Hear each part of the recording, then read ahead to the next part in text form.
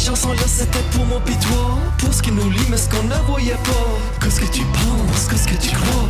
Pas de différence parce que c'est toujours là. Autant qu'ici que par là-bas. J'étais dans ma tête ou que j'étais dans mes bras. On court dans les champs, on se trouve tous les moments. Et on ferme les yeux puis on traverse les temps. Quand on ralentit on se rencontre finalement. Cheveux dans le vent et un soleil qui brille. Prendre le temps, faut le laisser aller, oh oui, laisser aller. Comme un enfant, comme un enfant, comme un enfant, oui, qui prenait son temps. J'ai pas en arrière, puis gabon avant le vent, parce que tout ce qui fascine, c'était ça qu'il y avait devant.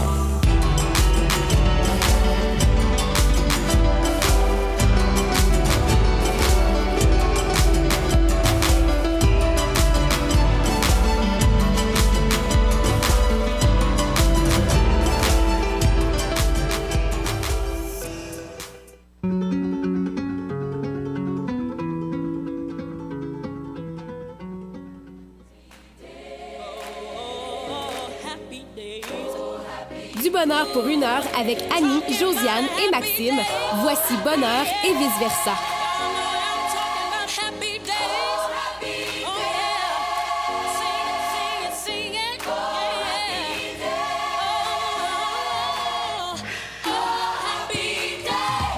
11h51. Vous êtes à l'écoute de Bonheur et vice-versa. Maxime qui est ici pour animer cette émission aujourd'hui en compagnie... Et le party est déjà pogné. Oui. Et le party est déjà pogné.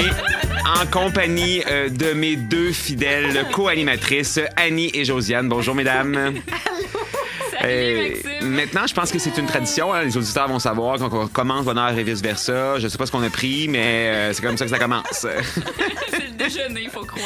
Parce que quand une émission commence, on est toutes là, on est prêts, bon, un peu, je dirais, fébrile. Et là, tout d'un coup, on se regarde. 5, 4, 3, 2, 1. On se tourne vers Josiane. Le micro est en haut, dans les airs. Pas moyen d'en avoir une disciplinée autour de moi, hein? Non. Bon. Alors, bienvenue à Bonheur et vice-versa. Ceux qui nous écoutent à la maison, bonjour à tous. Émission qui vous jase d'orientation, de relations d'aide, de bien-être. Et j'ai la chance d'être entouré de deux fofolles qui me rient d'en face depuis tantôt. Je sais pas comment que je fais pour être sérieux. Et qui sont conseillères d'orientation et qui sont propriétaires d'une clinique qui s'appelle Service Consulte Option. Exactement, Maxime. Et on est plus sérieuse que ça. On a pas l'air de ça de même, Non. OK. Alors, aujourd'hui à l'émission, on va rire, je pense, tout premièrement. Un programme aujourd'hui encore. Oui, Ouais. tout un programme. En fait, on va avoir... il nous reste seulement 4 émissions, fait que ça va vite. On essaye là, de vraiment toucher à toutes les sphères de l'orientation. Je pense qu'on va y avoir arrivé. Ça va être mission accomplie. On n'aura pas touché à toutes les ramifications de Non, l'orientation, pas toutes les ramifications. Mais les grandes sphères, secteurs, les ouais. grands secteurs, oui. On va Exactement. avoir touché à tout. High five, nous! Yeah! High five! Là, on est un peu loin, là, mais high five. Donc, aujourd'hui, on va justement découvrir un autre milieu, enfin un autre secteur du monde de l'orientation, celui de la réadaptation, quand on reçoit en entrevue Alain Dubois qui va être là vers 11h20 pour venir nous parler de sa grande expérience dans le domaine de l'orientation et surtout dans le milieu de la réadaptation et aussi professeur et chercheur à l'Université Laval. En fait, Josiane, tu vas nous parler aujourd'hui de l'estime de soi. Oui. Ça va être une chronique en 2 temps. On commence aujourd'hui puis on finit à un moment donné. Un moment donné. C'est ça. Et on va écouter la chanson Bonheur d'Annie aussi aujourd'hui. Vous allez voir, c'est une suggestion assez audacieuse. Oui. Ça m'a marqué quand j'avais fait jouer une toune puis que tu trouvais qu'elle était justement audacieuse. Fait qu'on dirait que là, je cherche à être toujours dans l'audace. On y va dans l'audace. Tu l'as lancé dans le défi. Je l'ai, c'est ça. J'ai quelques nouvelles rapidement. Les filles, premièrement, merci aux 130 personnes qui nous suivent sur Facebook. Aujourd'hui, on a eu une dizaine, cette semaine, une dizaine de personnes de plus qui nous suivent. C'est vraiment le fun de voir qu'il y a plein de gens qui embarquent dans notre vague de folie. Alors, merci à tout le monde. Aussi, une autre petite nouvelle, nous sommes en nomination au Gala des bénévoles de Chiz 94.3 en tant que meilleure émission et meilleure nouvelle émission. Bravo, nous! Yeah! On est vraiment très fiers. T'avais autre chose à dire, Josiane? Oui, en fait, on a eu un beau message sur notre page Facebook de Service Consulte Option. Bon, vous me l'avez même pas dit. Ben non, mais écoute, ça va tellement vite. On voulait te Mais faire tu la vois, surprise oui. en ondes. Ah, yeah, allez-y. Imagine-toi donc qu'il y a une auditrice de l'Allemagne qui nous écoute. Ben voyons donc. Et oui, qui anime des groupes pour des jeunes de 17 à 19 à 19 ans pour de l'insertion socio-professionnelle. Ben là, on lui dit bonjour. Oui, je me risquerais pas à dire son nom, là, parce Non. que j'aurais trop peur de le Ben c'est pas massacrer. grave, on la salue. Mais oui. Ben c'est le fun, on est même écouté à travers le globe. Wow! à ce point. C'est maintenant le temps de Je pense qu'on va l'actualité. pouvoir parler de l'effet bonheur et vice-versa. L'effet bonheur et vice-versa. On est dans la vague. Maintenant, c'est l'actualité de la semaine. Capsule bloc-notes. Prends des notes. Nouvelles du marché du travail, actualités d'orientation, événements sur le monde de l'emploi et vice-versa. Capsule bloc-notes. Prends des notes.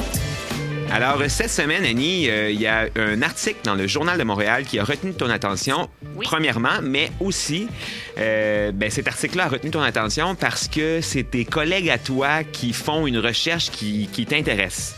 Oui, en fait, non, c'est justement pas tout à fait ça. OK, ben vas-y. C'est un peu de ça que je veux parler. Ah, ouais? C'est un article du Journal de Montréal qui Exact. s'intitule « Difficultés pour les élèves de la réforme au cégep ». Donc, ce que l'article dit, c'est que suite à la réforme dans le domaine scolaire qu'il y a eu, les étudiants issus de la réforme réussisseraient moins bien quand ils finissent le secondaire, quand ils arrivent au cégep, ils ont des moins bonnes notes. Puis donc, c'est surtout au niveau des étudiants qui avaient déjà des difficultés, et c'était particulièrement eux qui étaient visés par la réforme. Donc, ces étudiants-là auraient encore plus de difficultés maintenant avec la réforme. Ils ont comparé des étudiants pré-réforme et des étudiants pendant la réforme. L'article a 1 page et demie à peu près. Et très, très intéressant. Moi, ce que je voulais souligner aujourd'hui, parce que je sais qu'on est toujours limité dans le temps, c'est que ces résultats-là, ils sont vrais, mais il faudrait vraiment les nuancer plus. Ce projet-là, ça s'appelait le projet ERES. Et en fait, ce rapport-là, il est publié depuis déjà 17 mois. OK. Fait que puis la nouvelle, elle sort aujourd'hui, puis je veux dire, c'est bien, tant mieux qu'elle sorte, mais le rapport fait quand même 183 pages. Je suis pas en train de vous encourager à le lire nécessairement, quoique je pense que je vais t'envoyer le lien, Maxime, si ça intéresse les gens, parce que... Il y a des résumés là-dessus, de toute façon. Oui, il y a des résumés, Oui, puis peut-être que si ça intéresse justement les auditeurs, on va pouvoir mettre le lien pour qu'ils aillent s'informer par eux-mêmes, parce que c'est vrai qu'ici, on est limité dans le temps. Exactement, mais fait que c'est ça. C'est un rapport d'importance. C'est un rapport d'importance, c'est un rapport qui avait été commandé par le ministère de l'Éducation, des Loisirs et du Sport. Puis, c'est ça. Fait que, tu sais, ce que je veux dire, bref, c'est qu'il y a cette nouvelle-là qui est sortie, très intéressante, très pertinente, mais le projet de recherche était beaucoup plus vaste que ça, a englobé beaucoup plus de variables que ça, et il avait apporté beaucoup plus de nuances aussi que ce qui est là. Oui, mais là, on s'entend que c'est quand même les titres chocs du Journal de Montréal. Ouais, c'est ça aussi que je vais amener comme... Puis on s'entend que la réforme a tellement été... controversée, j'allais dire touchée, mais elle a tellement été controversée que là, peut-être qu'il y en a certains qui sont contents de dire vous voyez votre réforme, qu'est-ce qu'elle fait? Elle crée des ravages, et là, les étudiants au cégep ont de la misère à cause de la réforme. Oui, c'est ça. Il faut faire quand même attention dans tout ça, parce qu'une recherche, ça a toujours des limites. Hein? Des billets, tout ça. Des billets et tout ça. Et bon, ça, l'article, évidemment, qui en 1 page et demie, la journaliste ne pouvait pas non plus tout rapporter, là, c'est bien évident. Mais dans le rapport, c'est très clair, les limites de cette étude-là, puis les choses qui ont pu et qui n'ont pas pu être faites, et qu'est-ce qui vient aussi de nuancer ces résultats-là, la façon de les comprendre. Donc, bref, avant de dire que la réforme était de la bullshit, pour pas dire d'autre chose, finalement, il faut faire aussi attention puis aller bien lire ce que les résultats veulent vraiment dire, et pas juste se fier sur un article du Journal de Montréal. Merci beaucoup, Annie. Alors, aujourd'hui, on continue avec ta chanson Bonheur. Ouais. Quelle est-elle, cette chanson Bonheur? Moi, j'aime beaucoup la musique celtique, puis j'avais envie d'y aller vers ça, mais en même temps, j'avais envie que ça brasse. On est en fin de session, faut se réveiller un peu. Fait que... T'avais le goût de shaker les auditeurs un peu. On shake. On shake les auditeurs. À ma mère. Ça va faire plaisir à ma mère. Elle adore ce genre de musique. Ta mère aime Flogging Molly? Ben là, je sais pas si elle aime cet auteur-là, mais ce genre de musique-là, elle aime ça. Salut à maman Josiane. Alors, on écoute Flogging Molly ici à Chiz 94.3 avec la chanson Devil Dance in the Dance Floor. Et c'est le contraire? Non, c'est correct. C'est le contraire? Devil's Dance Floor. Oh yeah, Devil's Dance Floor à Chiz 94.3. Après la pause, on parle d'estime de soi avec Josiane. She stood right in front of me. Color of her eyes were the color of insanity. Crushed beneath her wave like a ship I could not reach the shore. We're all just dancers on the devil's dance floor. Well, swing a little more and there we go. Swing a little more next to me. Swing a little more and there we go. Swing a little more on the devil's dance floor. Brushed against her face, I could feel her insecurity. Mother been a drunk and her father was obscurity. Nothing ever came from a life that was a simple one. Pull yourself she was a furry one. Her legs ran all the way up to heaven and past Avalon. Tell me something, girl, what it is you have in store. She said, come with me now on the devil's dance floor. Well, swing a little more, and there we go. Swing a little more next to me. Swing a little more, and there we go. Swing a little more on the devil's dance floor. Swing a little more on the devil's dance floor.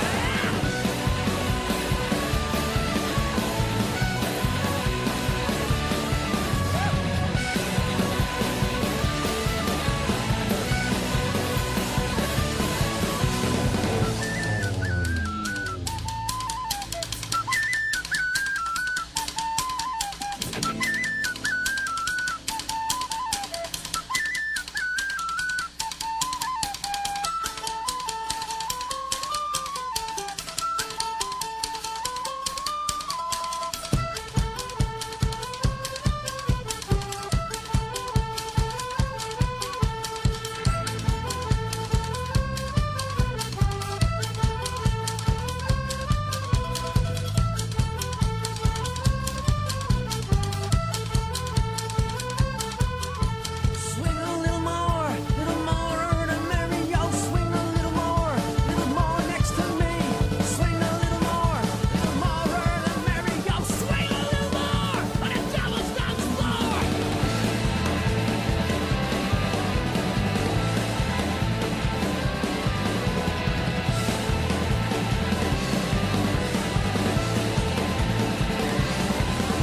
The apple now is sweet, oh much sweeter than it ought to be. Not a little bite, I don't think there is much hope for me. Slight beneath her brow travels all. Vous écoutiez le groupe Flogging Molly qui vous chantait Devil Dance Floor. C'était la chanson bonheur de la semaine d'Annie. J'espère que vous avez apprécié. On vous fait vraiment jouer de la variété ici à Bonheur et vice-versa. Voici maintenant la chronique bonheur de la semaine. C'est le moment de prendre une pause de ton quotidien. C'est le moment de te faire du bien. Chronique, bonheur et vice-versa.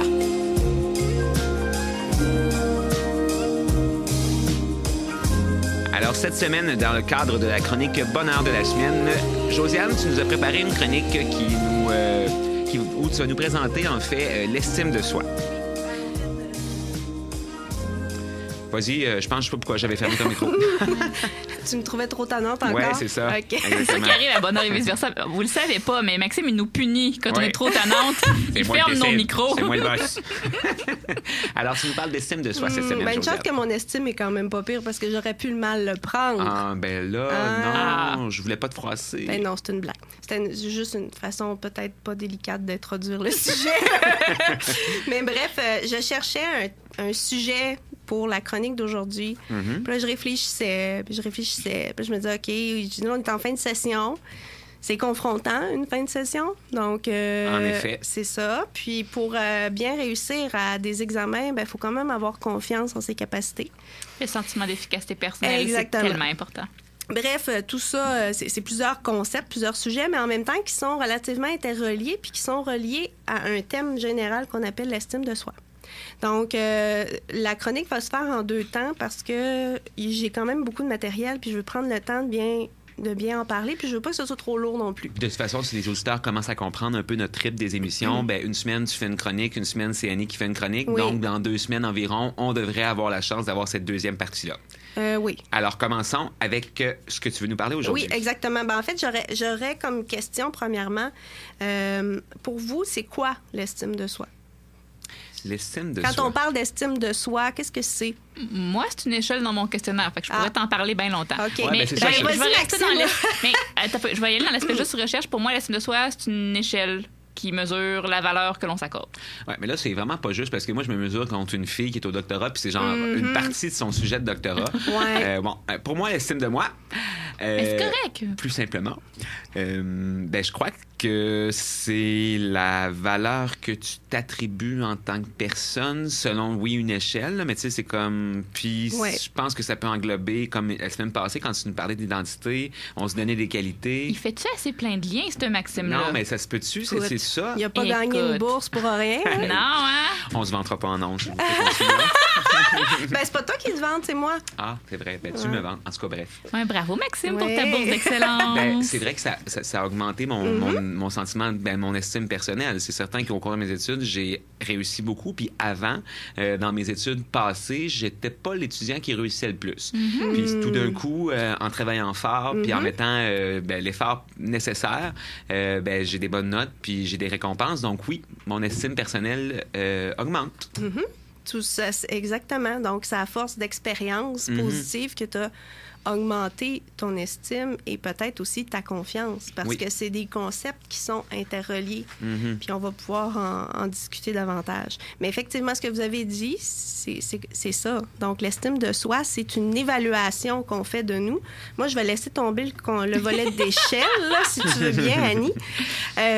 Donc, si on regarde la nature du mot, le mot estime provient d'un mot latin qui signifie évaluer. Donc, c'est une évaluation qu'on fait de nous. Donc, on évalue notre valeur comme personne sur différents points à partir de différentes dimensions. Donc, comme je le mentionnais tout à l'heure, en fait, l'estime de soi, c'est composé finalement de 3 piliers principaux, dont la confiance en soi. Et il y a également l'amour de soi, qui est, selon là, certains auteurs, la base de l'estime de soi. Donc, l'amour de soi, la vision de soi, donc le regard qu'on porte sur nous, et la confiance en nous. Quand tu parles de l'amour de soi, est-ce qu'on pourrait peut-être un peu relier ça à l'autocompassion? Tu sais, parce qu'on m'a souvent parlé de ça, mais il me semble, de l'autocompassion. C'est pas vraiment le même concept. L'autocompassion, c'est plus un regard bienveillant envers soi-même, tandis que l'amour de soi, c'est vraiment à quel point je m'apprécie comme personne puis je m'accorde de la valeur. OK. Bien, théoriquement parlant, là, ça a un lien avec ce que tu dis. En fait, c'est la capacité qu'on a de nous accorder à nous-mêmes un amour inconditionnel. OK. Tu sais, parce qu'Annie m'a déjà donné un concept qui s'appelle... je sais pas, C'est c'est plus pas un théorique, là, conseil mais qu'un un concept, conseil, parce que je me tapais sur la tête. Bon, je m'en voulais pour des choses. Puis là, elle m'a dit, Josiane, essaie donc d'être ta meilleure amie. Qu'est-ce que tu dirais à ta meilleure amie si elle était dans la même situation? Est-ce que tu y taperais sa tête en lui disant « Tu t'as fait là, t'es donc bien pas ci, ça », tu serais plus douce envers cette personne-là. Donc, l'amour de soi, c'est la capacité de s'aimer conditionnellement, de se pardonner et de nous apprécier malgré nos erreurs et nos échecs. Je sais que là, on parle de mots puis de théories, mais en tout cas, à mon avis, moi, simplement comme ça, l'autocompassion rentre un peu là-dedans Oui, aussi. si Oui, on veut. Hein? Là. Oui, Parce que oui. moi, on m'en a parlé beaucoup dans des processus psychologiques où, tu sais, Ouais. quand il t'arrive quelque chose, où, tu sais, des fois, tu peux te sentir coupable, puis avoir de l'autocompassion, c'est important Oui. pour l'estime personnelle, justement. Ben oui, en fait, c'est juste que tout peut être des concepts. Tu sais, on pourrait parler de concept de soi aussi qui est un peu Oui. différent, mais qui est très relié. Et on pourrait, tu sais, Mais là, le but, c'est de C'est ça. présenter plus un concept général, justement, Ouais. là, tu sais, de ne pas entrer nécessairement. C'est pour ça que j'ai parlé de. J'embarquerai pas dans les échelles, tu sais. De façon plus générale, là, effectivement, on peut dire que l'autocompassion, ça fait partie de ça, si on veut, parce que oui, c'est la capacité de se pardonner, puis de dire, OK, là, j'ai fait une erreur, ça s'est mal passé, mais bon, qu'est-ce que j'apprends de ça, puis comment je peux faire pour m'en sortir? C'est pas toujours facile, mais ça fait partie des éléments là, qui démontrent qu'on s'aime. Puis, est-ce que c'est quelque chose que vous travaillez souvent, vous, en pratique privée, l'estime de soi de vos clients en Oui. orientation? Ben, pas de Beaucoup. façon directe nécessairement. Des fois, oui, des fois, c'est des demandes explicites, mais c'est rare. Moi, j'en ai déjà eu. Mais sinon, c'est implicite, mais Ben oui, ça oui. se travaille. Là. En fait, ça arrive souvent dans un processus que maintenant, on arrive à une espèce de moment où on est comme dans un cul-de-sac un peu. Puis, on a comme besoin d'aller voir, mais qu'est-ce qui fait que là, c'est bloqué? Puis souvent, ça a un lien avec l'estime de soi, la confiance que la personne a. Puis il faut aller travailler ça pour qu'on soit capable de pouvoir continuer l'exploration Ouais. de ce qui intéresse puis de ce que la personne veut faire dans sa vie. Donc, souvent de façon implicite. Là. Puis, l'amour de soi, ça commence à se construire en bas âge. Donc, ça commence à se construire dans la famille.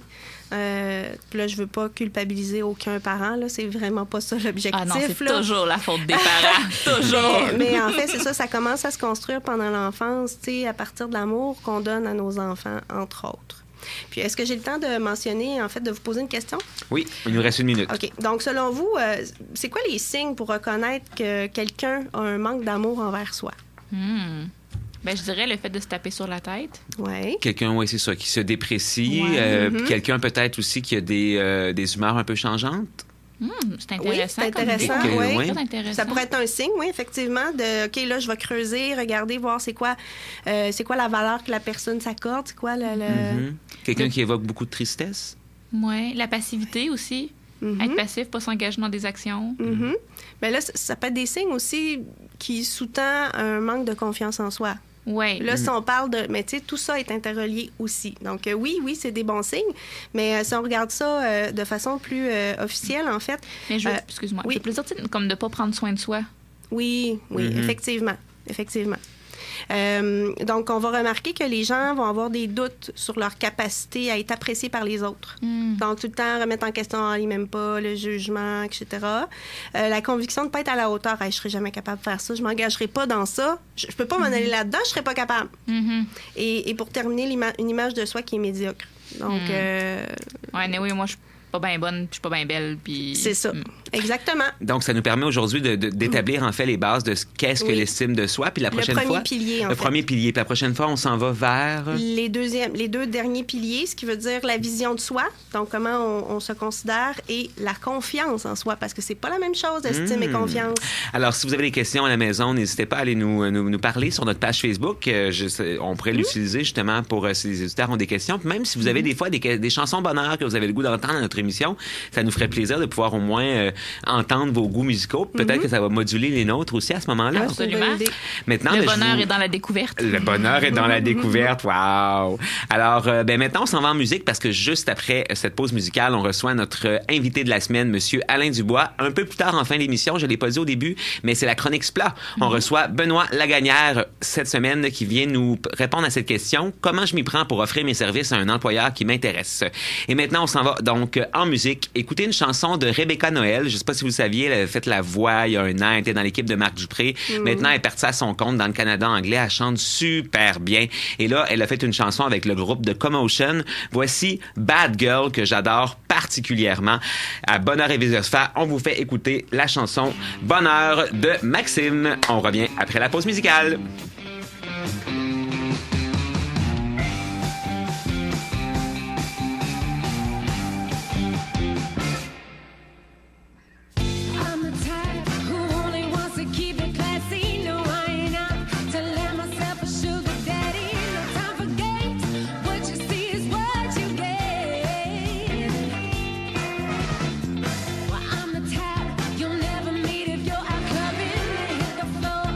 Find a guy in this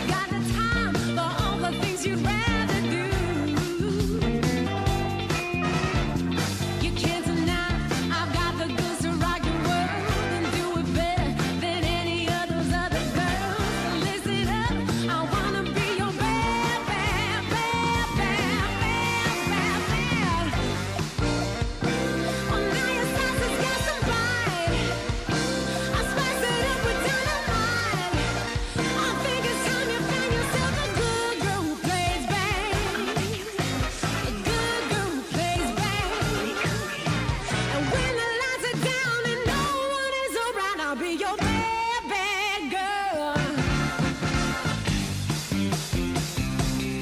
Oh, yeah, yeah, yeah. Ooh. OK, je baisse le son.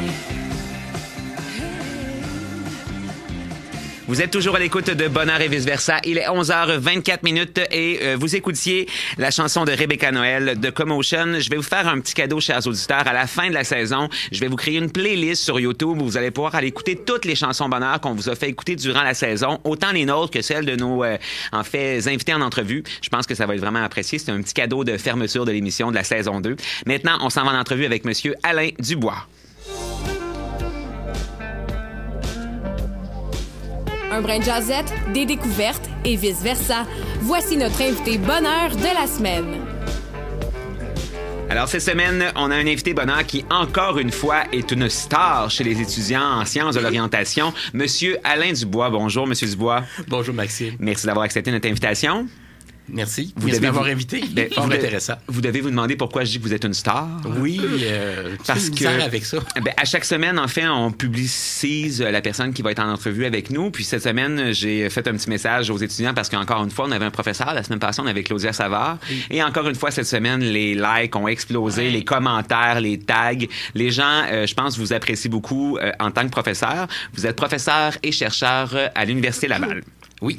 Et ça fait pas si longtemps que ça que vous, en fait, vous occupez ce poste à l'Université Laval. En fait, c'est ma deuxième carrière. J'ai débuté comme conseiller d'orientation et je suis devenu psychothérapeute avec le temps. Dans le secteur de la réadaptation, je travaillais à l'Institut de réadaptation des déficiences physiques de Québec, anciennement François Charon. Devenu CIUS maintenant, ça change de nom fréquemment dans le secteur C'est comme des affaires Robert sociales. Giffard, ça. Oui, c'est ça. Ouais, hein, c'est ça. Exactement. C'est rendu une belle grande famille avec des Puis juste pour nous mêler à toutes les fois, ils rajoutent des lettres.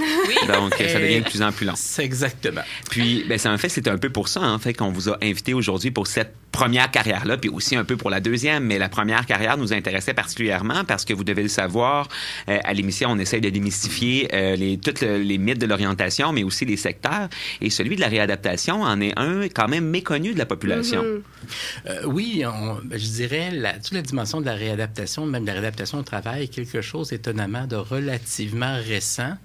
Quand j'ai commencé en réadaptation, ça fait pas si longtemps que ça, c'est dans le milieu des années 80. J'ai eu la chance de travailler avec Jean-Louis Gauthier, qui est probablement un des premiers conseillers d'orientation que travaillé dans le secteur de la réadaptation. Et comme conseiller d'orientation, ce qui, lui, est rapporté souvent, c'était tout le préjugé qu'on avait lorsqu'on vivait une situation de handicap. On n'avait pas intégré le marché du travail. Alors qu'en fait, le travail a un rôle important dans la vie des gens et c'est important d'être capable de le conserver ici. Donc, si je comprends bien, c'est une profession qui est relativement nouvelle, les conseillers d'orientation, dans les milieux, en fait, dans les processus d'orientation comme ça? Je dirais oui. Quoique étonnamment, la naissance de la profession de conseiller d'orientation en bonne et due forme, c'est pas sans lien avec la réadaptation parce que c'est beaucoup dans toute la question du reclassement des militaires dans l'après-guerre, après la Deuxième Guerre mondiale. Ce qui fait que c'est un retour aux sources, certaine façon. Oui, c'est intéressant quand même de voir que la profession est née justement d'un besoin en réadaptation, Oui. mais que ça s'est comme un peu éloigné, puis c'est revenu un peu plus tard dans les années 80, de ce que vous dites. Oui, Très exactement. intéressant. Et même on regarde le milieu universitaire, même des auteurs qu'on attribue, par exemple, à l'adolescence, comme Erik Erikson. Ce qu'il faut savoir, c'est que Erikson, sa pensée qu'il avait fait sur les troubles d'identité, il n'avait pas pensé aux adolescents à l'époque. Lui, il avait développé cette idée-là justement avec les militaires d'après la Deuxième Guerre mondiale. Et après, il a réalisé que les adolescents des années 60 avaient des comportements, des difficultés qui associaient à ce que vivaient les militaires de 10-15 ans auparavant. Ce qu'on voit, c'est que ça a quand même eu un lien important à ce côté-là au niveau de la réadaptation. Puis de nos jours, exemple, comme conseiller d'orientation, dans le milieu de la réadaptation, vous, au quotidien, quelles étaient vos tâches? À quoi vous travaillez, en fait, avec vos clients? Bien, la finalité la plus importante du conseil de la conseillère d'orientation, c'est beaucoup d'aider la personne à retrouver une participation sociale, retrouver une place dans la société par l'intermédiaire du travail et des autres activités qu'on va appeler productives.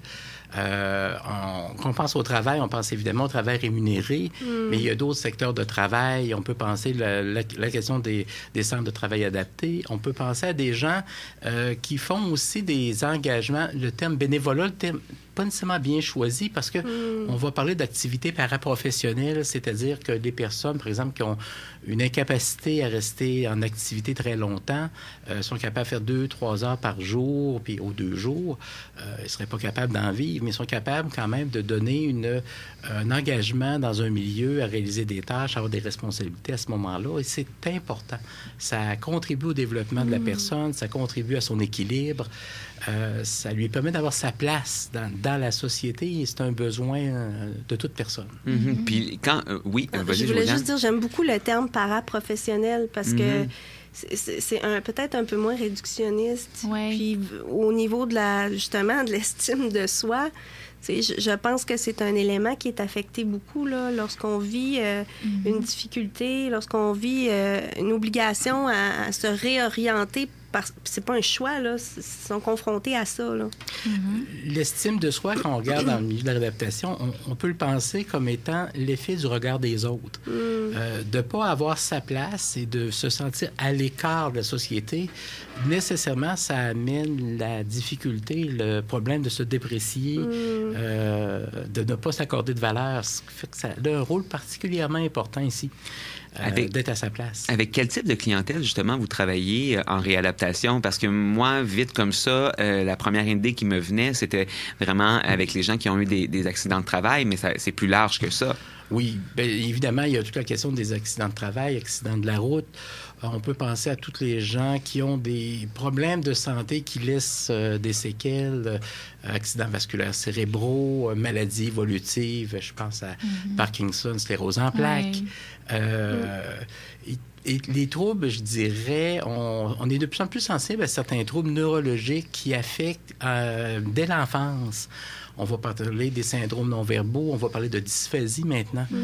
Toute cette question-là de prendre la personne comme elle est pour l'aider à trouver sa place dans le monde. Il n'y a pas seulement une clientèle adulte, là. Il y a vraiment une clientèle aussi d'enfants, adolescents? Oui. Puis c'est quoi la proportion, en fait, avec laquelle vous travaillez? Je dirais, la majorité est adulte actuellement pour une raison simple. C'est qu'on est dans le secteur de réadaptation s'est développé pour des services plus spécialisés à des personnes qui ont des problèmes particuliers.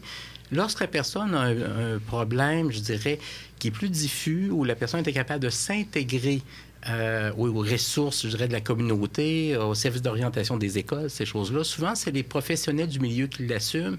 Et le rôle des centres d'adaptation, c'est de servir de ressources aux besoins à ce moment-là. On recevait des gens lorsque la situation devenait un peu plus problématique, où la personne était...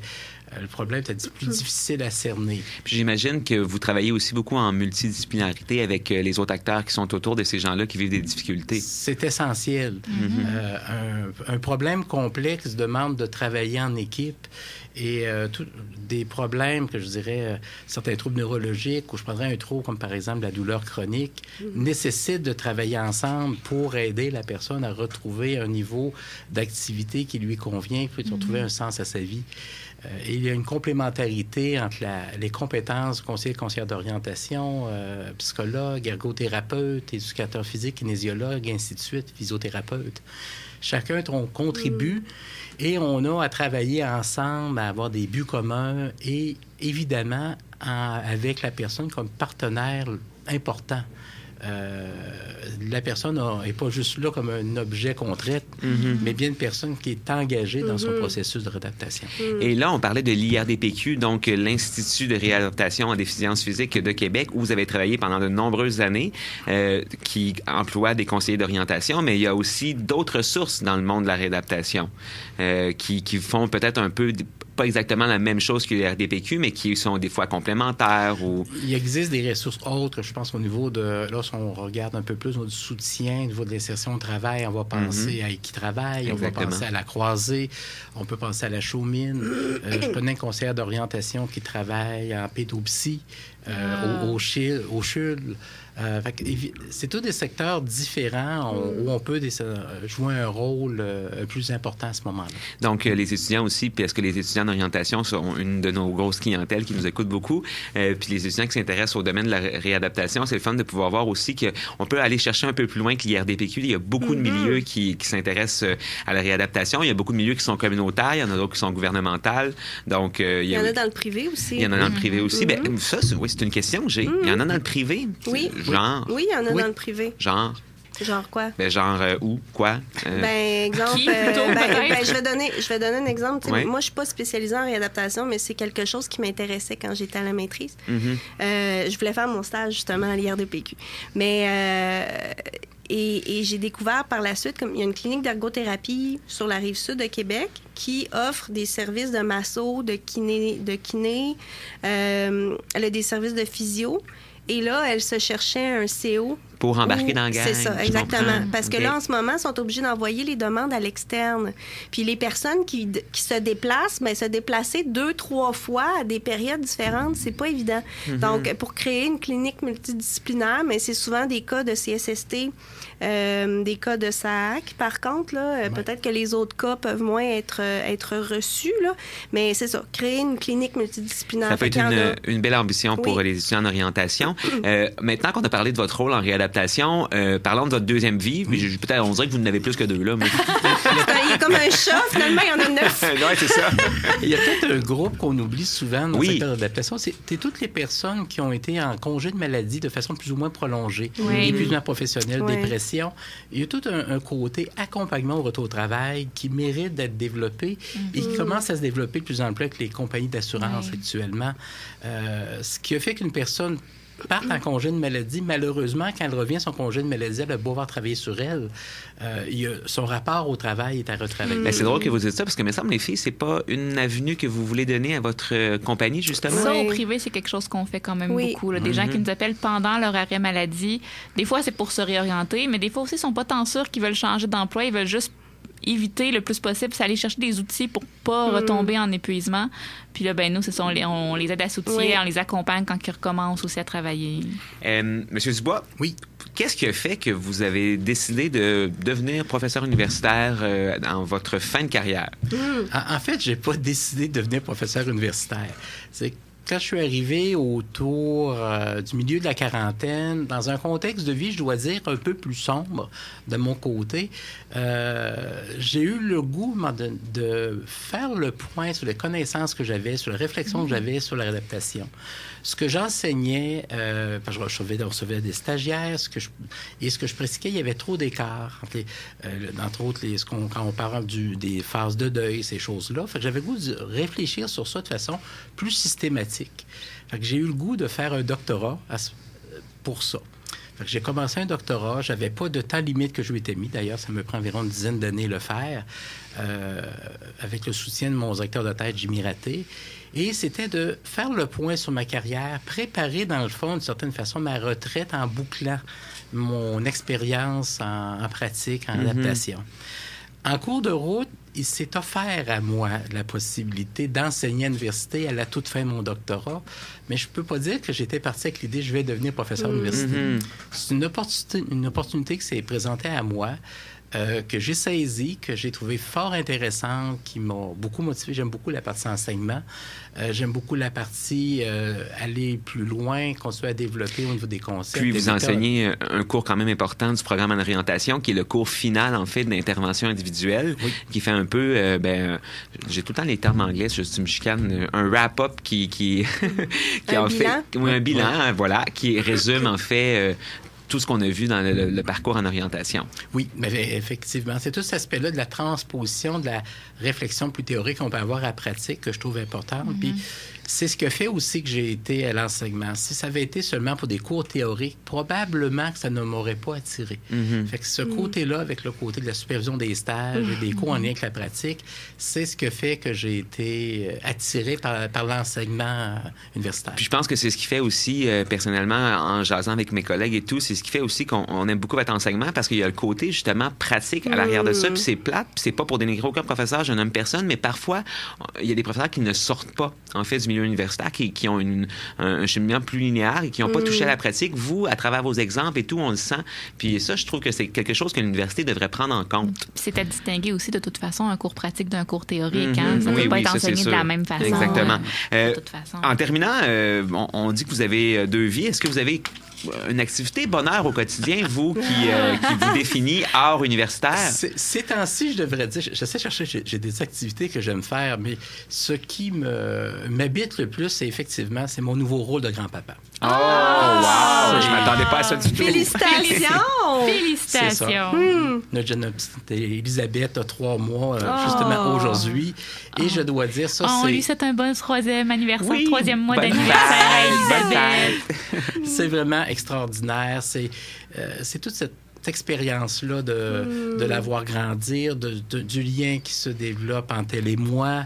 Je suis complètement gaga de ses sourires, de ses regards. Et ça occupe beaucoup, je dirais, actuellement, dans mes temps libres. Mais c'est super parce que justement ici on partage nos bonheurs quotidiens. Des fois c'est de manger des biscuits, puis des fois c'est justement de passer du temps avec sa petite fille. Les bonheurs, hein, on dirait qu'ils peuvent être des fois petits, puis ils semblent non significatifs, mais il y a des petites choses des fois qui nous rendent heureux comme ça. Puis c'est le fun de les souligner. Ça fait du bien. Mais en fait, vous dites que ça prend beaucoup de place, mais vous choisissez aussi de prendre la place. Oui. C'est beau. Grand-papa Oui, décide de s'investir. C'est là. important parce que pour moi, mon rôle de père a été important. Quand je ne sais pas pour rien, j'ai fait mon doctorat sur le tard. J'aurais pas pu partager ma vie d'étudiant en doctorat avec ma vie de père, comme mes filles étaient plus jeunes. Et même, c'est drôle, même actuellement, mes filles étant rendues adultes, je trouve que des fois, la vie universitaire m'amène à mettre trop d'écart entre ma vie de famille et ma vie professionnelle. Oui. L'arrivée d'Elisabeth et mon année d'études et de recherche l'année prochaine va faire que je vais être un peu plus vous allez pouvoir unifié combiner, et oui. pouvoir être plus présent. Et je trouve ça tellement, effectivement, important et tellement précieux. Je trouve que chaque âge de la vie a une place particulière. La voir très jeune, des fois, des gens ils disent un jeune bébé, il peut pas faire grand-chose. Au contraire, c'est extraordinaire de voir ces changements de mimique, de voir l'attention qu'elle peut faire actuellement, tout le développement de sa motricité. Et sa mère aimait mieux qu'elle mette pas trop son pouce dans la bouche et de voir comment elle réussit, en nous distrayant, à ramener graduellement l'une de ses mains. Et quand on s'occupe d'elle, comme par hasard, c'est l'autre qui apparaît. Elle a seulement 3 mois, puis je trouve ça magnifique. Ils sont très stratégiques, Oui. hein, quand même. Ils sont très relationnels. On voit tout l'amour que vous portez Vraiment. justement pour votre petite fille. Un bon grand-papa, un bon professeur et chercheur aussi. Merci beaucoup, Merci M. Dubois, d'avoir accepté notre C'est très invitation. intéressant, vraiment. Un réel plaisir. Oui, vraiment. Merci. On termine en écoutant votre chanson bonheur de la semaine. En fait, vous nous présentez une chanson de Genesis. C'est ça. Alors, pourquoi vous aimez cette chanson-là? Pourquoi elle vous rend heureux? Première des choses, c'est... j'ai toujours prononcé son titre à la française, même je sais que c'est un titre anglais. C'est Horizon? Horizon, Oui. qui est l'introduction de Supper's Ready. Je trouve que c'est un morceau court qui a une légèreté, une façon de rejoindre une sensibilité particulièrement intéressante. J'ai la chance d'avoir quelques fois en spectacle, et même dans un spectacle rock, ce morceau-là instrumental à la guitare, ça ajoute un petit quelque chose, comme une lumière particulière dans ce morceau-là. Super. Alors, on espère qu'à la maison, ça vous rendra aussi heureux. On écoute Horizon de Genesis à la française, comme M. Dubois. Et juste après la pause, on reçoit M. Benoît Lagagière qui vient nous parler au nom du SPLA. Vous écoutez Bonheur et vice-versa.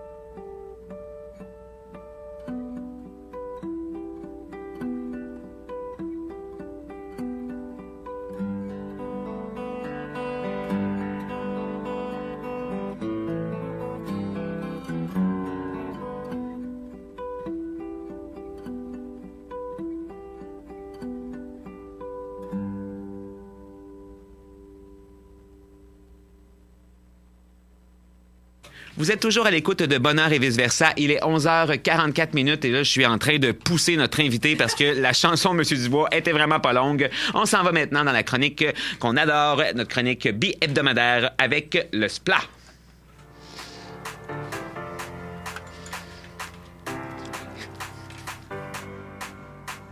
Besoin d'aide pour trouver un stage ou un emploi?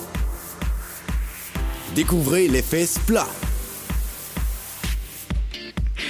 Alors, je crois que vous l'aviez compris à la maison, hein, c'est pas une chronique bi-hebdomadaire, mais bien bi-mensuelle, parce qu'on a juste une émission par semaine de toute façon.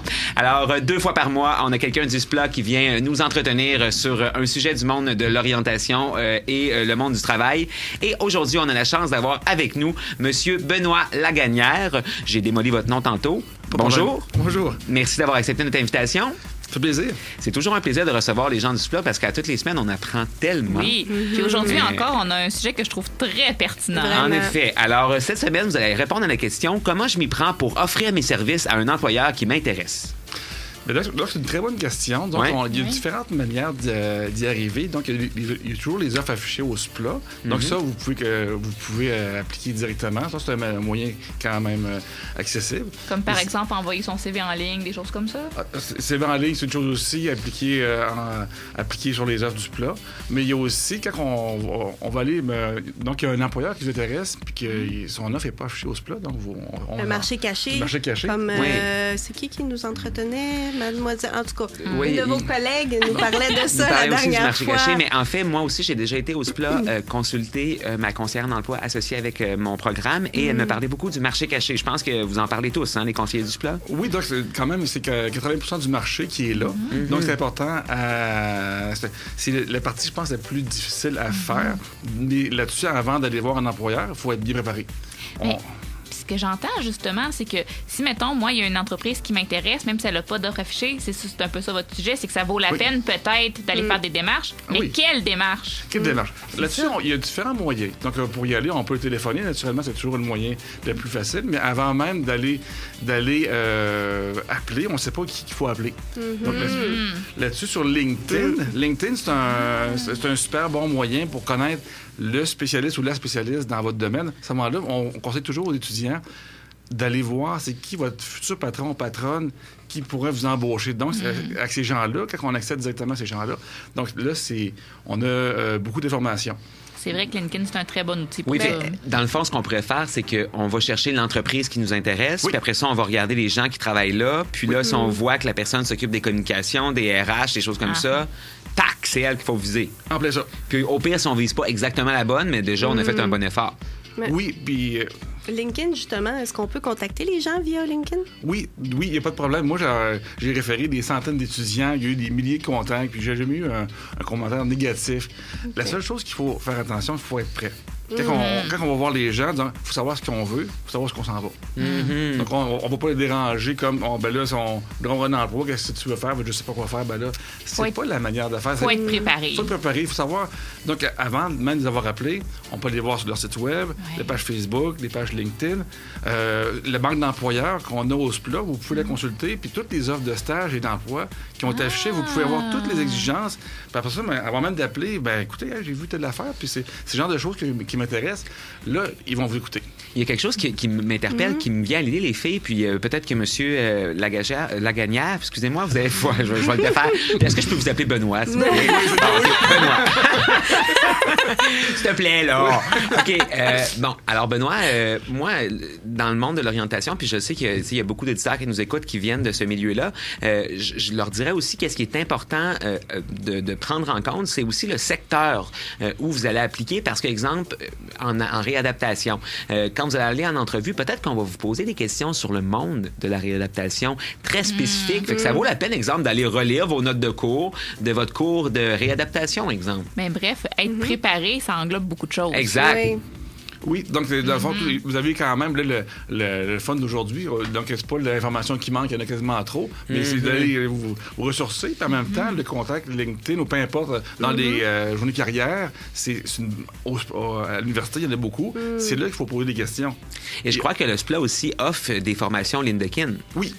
Oui, il y a des formations là-dessus. Puis en même temps, avant même d'appeler un employeur, quand les employeurs sont là sur place, où il y a une midi-conférence, ben, allez poser des questions. Ça va vous aider à poser des futures questions. Dans aussi. des événements ou des choses comme ça. Ça, c'est important parce que vous allez déjà avoir des... vous n'arriverez pas sans question. Donc, c'est là que vous êtes préparé. Ben, c'est un lot de travail que vous allez faire pour arriver à être prêt.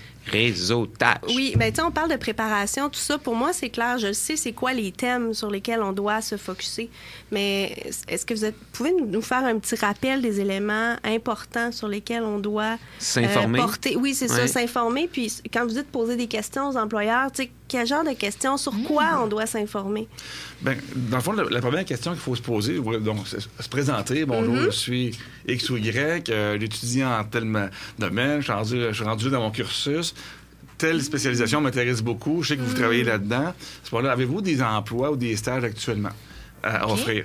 Là, ça, c'est la question de départ. Après ça, peu importe la réponse qu'ils vont vous faire, ben, le but, c'est de ramasser de l'information. Dans le fond, l'employeur, est-ce qu'il va en avoir des stages, des emplois plus tard, à court, moyen et long terme? Parce que ça vous aide à préparer, vous êtes en première année du bac, mais cette question-là n'est pas juste là pour l'instant, peut-être bien qu'il n'y a pas besoin là, mais peut-être dans 3 mois, dans 1 an. Oui. Là, vous allez tout savoir c'est qui les contacts. Puis à ce moment-là, ben, vous posez des questions. Donc, on parlait de réadaptation tantôt. Bien là, moi, donc, réponse négative, c'est pas grave. Ben là, justement, ce domaine-là m'intéresse. Qu'est-ce que vous pouvez me conseiller par rapport à ça dans mes recherches? Qu'est-ce que vous posez des questions pour vous faire aider. Puis les gens sont contents qu'on s'informe du domaine. Qu'on s'intéresse à eux, ben oui. Puis souvent aussi, peut-être que justement, ils n'ont pas de poste ouvert, ils n'ont pas pensé à ça. Puis tout d'un coup, OK, j'aurais peut-être besoin d'un stagiaire. Finalement, ce serait le fun d'avoir un stagiaire. Tu sais, peut-être leur rentrer l'idée dans le cerveau, justement. Là. Puis de là, l'importance aussi de se faire un tableau de suivi, quelque chose pour garder en note. Parce que moi, c'est quelque chose que je remets aux gens. Là. Un tableau de suivi avec certaines informations. Tu sais, je l'ai appelé telle date, c'est quoi son numéro de poste pour pas déranger tout le temps secrétaire. Il y avait des ouvertures. Exactement. Puis vous arrivez, mettons que là, pour l'instant, peu importe ce qui va se passer, vous allez avoir justement tous vos contacts. Donc, vous n'allez pas tomber sur la bonne personne, mais vous référez à une autre personne. À ce moment-là, vous allez tout avoir ça. Puis à ce moment-là, vous voyez dans votre tableau de suivi, ben, là, lui, il engage ordinairement pour moi le mois de janvier. Ben, je fais un petit rappel. Des fois, avant Noël, ben, si la relation était bonne, ben, pourquoi pas un petit courriel avant Noël, joyeuse fête. Après ça, ben, je vous rappelle après les fêtes pour discuter du projet. Puis c'est comme ça, là. C'est pas magique. Ça prend du travail. Puis ça, c'est pas après 3, 4, 5 tentatives, plutôt tentatives, excusez, que ça marche pas. Ben là, il faut pas baisser pas. Il faut continuer. Puis c'est là que... Puis je pense que les employeurs, surtout de nos jours, aiment l'audace. Oui, puis c'est ça qui arrive des fois. On se décourage vite après un non. Puis on dirait qu'après un non, on sait pas comment... réenchérir puis poser d'autres questions puis approfondir là-dessus parce que supposons que je demande à un employeur est-ce que vous cherchez actuellement puis qu'il dit non, on dirait que ça vient bloquer. Ça bloque. C'est confrontant aussi pour nous là. Je reviens encore à mon histoire d'estime, mais je veux pas pour la confiance en soi, pour l'estime, c'est confrontant là, se faire dire non. Quel bon sujet aujourd'hui, Josiane. Mais le non, tu sais, dans la vie, on a plus de non que de oui. Hein? C'est tout à fait vrai. Il faut pas le prendre personnel. C'est pas notre compétence, c'est juste des fois le timing n'est pas là. Sauf que les gens ne sont pas toujours en embauche tout le temps. Sauf que ça va vous aider à préparer continuer votre recherche. Puis, maintenant, vous dites, moi, c'est tel domaine. Ah, ben, quand l'employeur sait où est-ce que vous allez, ben, il peut vous référer à une personne, justement. Un des contacts qui aurait besoin, ben, appelle-le donc. Oui. Ce qu'on pense pas des fois aussi, c'est que c'est rassurant pour un employeur de voir quelqu'un qui est intéressé au point de justement poser des questions, puis de justement d'aller chercher de l'information, puis de voir, ben, OK, il n'y a pas d'ouverture là, mais mettons dans quelques mois, qu'est-ce que vous anticipez par rapport à ça? Moi, je me mets dans la peau d'un employeur, puis il me semble que ça serait quelque chose qui ferait comme, OK, il était vraiment intéressé. Il est à son affaire. Il est à son affaire, il est organisé. Benoît, si je résume ce que vous nous avez parlé aujourd'hui, je suis bien à l'aise, c'est mon chum Benoît. Alors, comment je m'y prends pour offrir mes services à un employeur qui m'intéresse? Premièrement, il ne faut pas avoir peur de communiquer avec l'employeur, même si l'offre d'emploi n'est pas affichée. On va dans le marché caché. On peut utiliser le LinkedIn, on utilise le téléphone, on lâche pas, on persévère, on met notre nom dans la tête des gens le plus possible. Et voilà. Est-ce que c'est un bon résumé de ce que vous nous avez parlé aujourd'hui? Oui, c'est en plein ça, de pas lâcher. Puis il faut pas lâcher. Parce que c'est un travail à temps puis, plein. Puis là, poser des je comprends questions, ça va vous nourrir. Participer aux activités carrière qu'il y a au SPLA. Une conférence, allez-y. Faites-vous connaître. Programme mentor. En tout cas, tout ce qui est activité, ben c'est pas... La recherche d'emploi, c'est pas magique, ça prend du travail. Puis en même temps, plus que vous allez avancer, plus que vous allez savoir ce que vous voulez. Puis après ça, ben c'est là que toutes les planètes vont s'aligner comme il faut, puis c'est là que ça va se faire. Puis pour tout ça, le SPLA est votre meilleur allié. Exactement. Pour tout ça, si vous avez des petits problèmes ou même pas, si vous en avez pas, si vous voulez le meilleur possible, si vous voulez le meilleur possible, on vous cherche un ami, vous allez voir Benoît au SPLA. Alors, en terminant l'émission, les filles, dans à peu près, je vous dirais 2 semaines, le 3 et 4 mai prochain, je vais être bénévole pour la Société québécoise de psychologie du travail et des organisations. Je vais faire un petit message en leur nom. Donc, ça s'appelle la SQPTO. Ils en sont à leur dernier préparatif, en fait, pour l'organisation de leur colloque, justement, du 3 et 4 mai prochain, qui va avoir lieu à Québec. Et le thème, cette année, c'est la santé psychologique des organisations. C'est notre affaire. Alors, Vraiment. Très beau thème. Et en fait, la SQPTO, qui est la Société québécoise de psychologie du travail et des organisations, c'est une association professionnelle qui regroupe des gens intéressés par la gestion des ressources humaines, que ce soit des psychologues organisationnels, des gestionnaires, des professionnels RH, des conseillers d'orientation. Et l'objectif est donc l'avancement et la promotion de la psychologie au travail. Donc, lors de l'émission de la semaine prochaine, on reçoit, excusez, je suis pas tout seul, Samuel Desrosiers, étudiant en orientation et membre du comité organisateur, qui va être présent pour nous parler plus en détail du colloque. Et je vais vous mettre l'adresse courriel là, dès aujourd'hui sur notre publication. Merci de la semaine. Alors maintenant, c'est déjà la fin de l'émission. Comme à l'habitude, on court tout le long. On est bien essoufflé, mais on a du plaisir.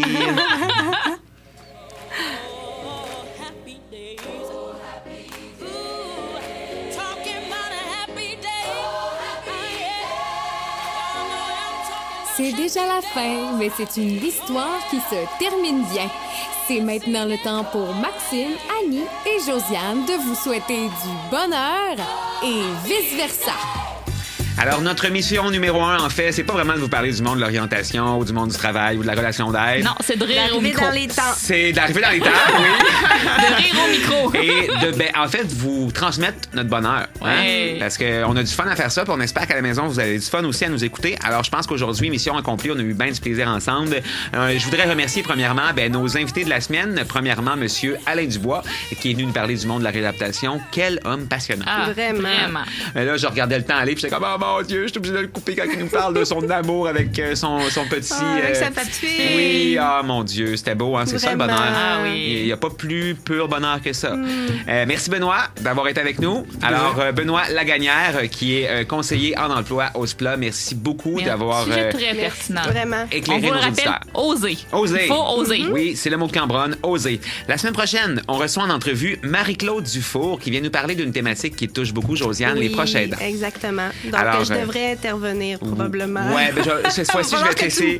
Oui, je vais te laisser guider cette entrevue-là, je crois, parce que tu es vraiment une pro du sujet. Tu nous en as parlé il y a peut-être 2 ou 3 semaines. Puis là, en fait, c'est quoi son titre particulièrement? Elle est directrice régionale d'un des secteurs de la société, mais La Société de la sclérose en plaques. Oui, c'est ça. Et elle va venir nous parler plus particulièrement du sujet des proches aidants. Oui, Annie? Non, il n'y a rien. Ah, tu m'as regardé avec des beaux yeux. Oui, je te trouvais juste très beau, Maxime. Alors, on reçoit aussi Samuel Desrosiers qui vient nous parler du colloque de la SQPTO. Et on vous invite à nous suivre, en fait, en tout temps sur notre page Bonheur et vice-versa. On vous donne des nouvelles, je pense, assez souvent. Hein? Peut-être qu'on est un peu tannant aussi, je sais pas, là, mais... Non, moi, je pense qu'on est juste correct. Ah, je suis correct. Je déclare ça là. Si vous voulez, en fait, avoir nos 5 premières émissions, parce qu'on s'est rendu compte que sur le site de Chiz, les émissions s'effacent, on peut juste en garder une dizaine. On a fait une publication où on vous présente, en fait, le lien pour avoir nos 5 premières émissions. Si vous nous aimez tellement, vous pouvez aussi les enregistrer puis les garder avec vous. On va les mettre sur notre site aussi. On va les mettre sur notre site aussi. Donc, voilà, je vous souhaite une très bonne semaine, tout le monde. Bonne semaine, les filles. Toujours Bye. un plaisir. Bonne semaine à la maison. Bon rush de fin de session, les étudiants. Oui, bonne étude. On vous file. Bye-bye. Bonne semaine. In the presence of all my friends, you stood there holding my hand. Toute l'équipe de Bonheur et vice-versa vous souhaite une agréable semaine. Chaque midi, le Guide alimentaire canadien vous recommande de manger 2 portions de fruits et légumes, une portion de viande et substituts, une portion de produits laitiers, mais surtout une grosse portion d'informations. Ça tombe bien, Chiz t'offre l'émission Les Affamés tous les jours en